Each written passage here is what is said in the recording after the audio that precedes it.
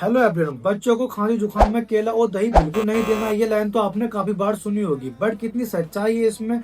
बनाना में vitamin B6, potassium and natural antioxidant होते हैं जो बॉडी सेल्स को बीमारी के दौरान रिपेयर करते हैं और इम्यूनिटी को बढ़ाते हैं और एनर्जी देते हैं।